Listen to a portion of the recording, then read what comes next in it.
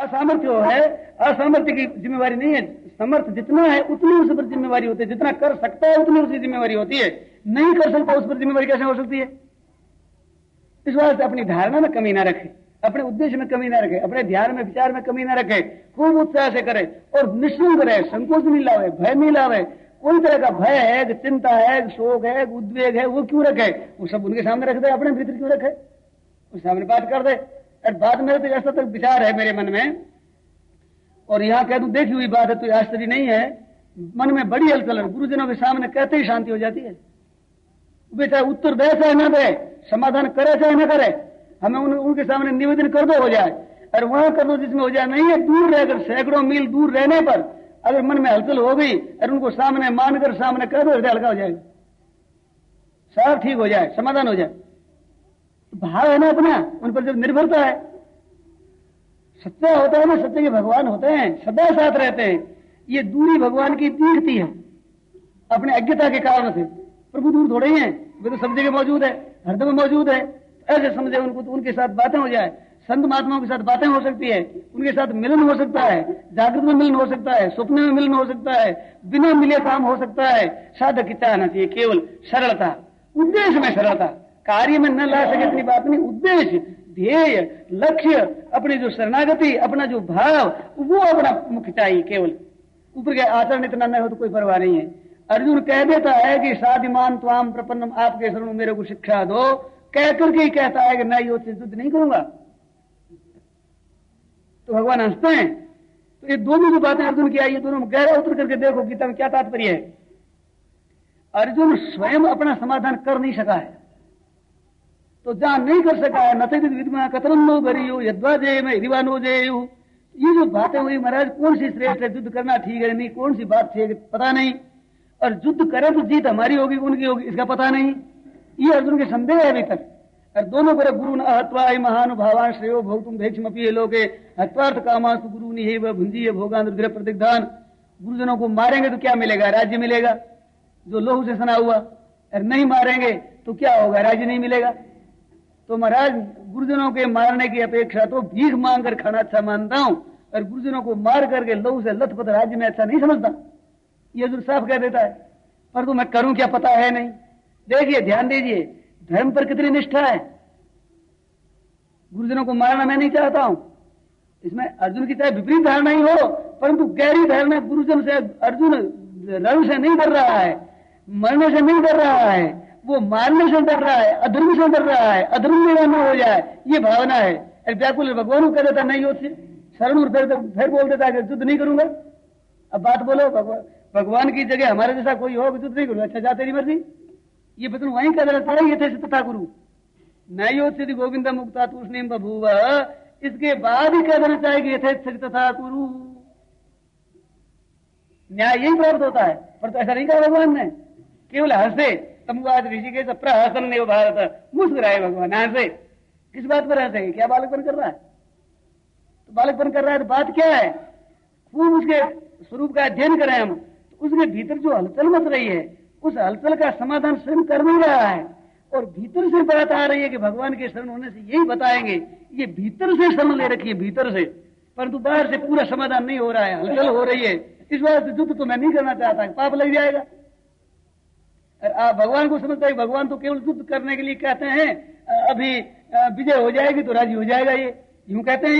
ये तो अभी मौके पर बात कह रहे हैं। भगवान की तरफ तो ये वृत्ति है, और भीतर में है कि ये पाप है और मेरे लोभ है नहीं, और ये लोभ के कारण से कह रहे हैं तुम युद्ध करो। इस बात से युद्ध करना मैं चाहता नहीं, मैं तो चाहता हूं कल्याण। वो हृदय में सच्ची लालसा भीतर की मांग दो तरह की होती है, जीव मात्र की मांग होती है दोनों तरह की, एक तो परमात्मा की, एक भोगों की। स्वतः होती है, स्वाभाविक, कोई ऐसा जीव हो ही नहीं सकता कि जिसमें ये दो मांग ना हो। ऐसा जीव नहीं हो सकता। दो नहीं होकर के एक मांग रहती, वो एक मांग रहती ही नहीं, ये भी निश्चित समझिए। मांग एक रहती ही नहीं है कभी, क्यों? परमात्मा की मांग तो हटेगी नहीं, जीवात्मा नित्य है, कितनी भोगों की कामना हो जाए वो हटेगी नहीं, और इनकी सर्वथा हट जाएगी तो परमात्मा की पूरी हो जाएगी, वो मांग रहेगी नहीं। तो जीव मात्र में मांग दो ही तरह की रहती है, दो तरह की रहती ही है, नियम है, दो तरह की इच्छा रहती है, मांग रहती है। तो वो जो भीतर की मांग है असली कि मेरा कल्याण हो, ये तो भीतर की असली मांग अर्जुन के, और बाहर के व्यवहार की, युद्ध की, तो बाहर के लिए शरण होकर के पूछता है, परंतु भीतर से यह श्रेयस निश्चित तन में, मेरा कल्याण वो बात कही है, सब वजह युद्ध नहीं करूंगा। इतने पर भगवान हंसे हैं, हंस कर उपदेश शुरू किया है, समझाया तरह तरह से, ज्ञान योग से समझाया, कर्म योग से समझाया, भक्ति योग से समझाया, ध्यान योग से समझाया, किसी रीति से कर्म छोड़ने की जरूरत नहीं, अच्छी तरह से समझाया। इतना पर भी अर्जुन स्वीकार नहीं करता है। फिर भगवान कहते तू मेरी शरण आ जा, मत चित्त सत्यम भव, मत चित्त सरुद्रगानी, मत प्रसादा तरिष्यसि, तू मेरे शरण आ जा, मेरी कृपा से संपूर्ण विघ्नों को तर जाएगा, कोई तू चिंता मत कर, तेरी सब चिंता मिट जाएगी, केवल एक मेरी शरण ले ले। इतने पर भी अर्जुन नहीं बोला। तब भगवान ने कहा अथ चेतुम अहंकार न श्रोषि जी विनक्ष्यसि, मेरी बात नहीं सुनेगा, सत्यानाश हो जाएगा तेरा। ये धमकाते हैं, ये नहीं कि युद्ध करने से गुरुजनों के मार से तेरा नाश हो जाएगा, तेरा पतन हो जाएगा, ये नहीं कहते हैं। मेरी बात नहीं सुनेगा, नाश हो जाएगा तेरा। क्यों कहते हैं कि शिष्य से हम आपका, मैं शिष्य हूं, तेरे शिष्य तेरे स्वीकार किया है, और मैं बात तेरे हित की बात बताता हूं, तो वक्ष्यामि ते हितम भूये महाभाव शृणु में परमं वच यते हम प्रिय माना है वक्ष्यामि हित कामना, हित की कामना से मैं कहता हूं, मेरे कामना है। दुनिया को तो कामना छुड़ाते हैं, तो सब कामना छोड़ो, और कहते हैं तेरे को मैं कामना से कहता हूं, हित की कामना से कहता हूं, ऐसा अर्जुन कह रहे हैं। इतनी कृपा डूब रही भगवान के ऊपर, और उस कृपा को लेते हुए तू मेरा कहना नहीं करता है, तो नहीं सुनेगा तो नाश हो जाएगा।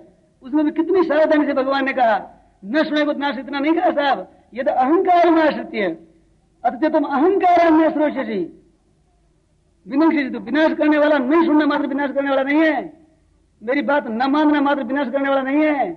अहंकार के कारण से मेरी बात नहीं सुनेगा तो नाश हो जाएगा तेरा, क्योंकि अहंकार तो नाश करेगा। प्रकृति महान तो अहंकार तस्मात गणेश, ये प्राकृत चीज है, प्रकृति का शरण लिया अहंकार का, मेरा शरण कहाँ है, शरण लिया प्रकृति का, प्रकृति अधोगामी तू जाएगा, नीचे की पतन की तरफ जाएगा तू, तेरे स्वभाव के कारण से। इस बात से अहंकार से मेरा नहीं सुनेगा तो तेरा नाश होगा। अनजान पड़े से न सुने, समझ में नहीं आई नहीं सुने, जिज्ञासा है नहीं सुनी, बात समझ में नहीं आई, तो उसे नाश नहीं हो जाएगा, देरी लग सकती है। तो देरी तुम तत्काल करे तो जल्दी पा काम हो जाएगा, और वो जितना संदेह है, जितनी दिलाई है, उतनी देरी लगेगी, पर नाश कैसे हो जाएगा। अहंकार है कहां से, मैं समझता हूं, मैं समझदार हूं, मैं ठीक करता हूं, ये समझदारी नाश करती है। बात ऐसी विलक्षण बात आपको क्या बतावें, प्रत्यक्ष में हमारी समझ दिखती है, और गुरुजनों की बात हमारे दिखती है बिल्कुल बेसमझी की, प्रत्यक्ष में। ये तो आपके हमारे घटी हुई घटनाएं, कोई ऐसी बात है नहीं कि छिपी हुई। हम विचार करते हैं तो हमारी बात ठीक दिखती है कि देखो ये सी बात है, ये समझे नहीं, इस बात ऐसा कह दिया, तो समझे नहीं, ये बात भी सच्ची हो, और व्यवहार में बिगड़ भी जाए, रुपये नष्ट भी हो जाए, खर्चा भी हो जाए, स्वास्थ्य भी बिगड़ जाए, बेटा मर जाए, यहां तक हो सकता है महात्मा के कहने से दवाई दिन मर गया, ये भूल हो जाए, तो उसकी जो सावधानी है, सांसारिक सावधानी, ये महात्मा का गुण नहीं है, महात्मा की कमी है।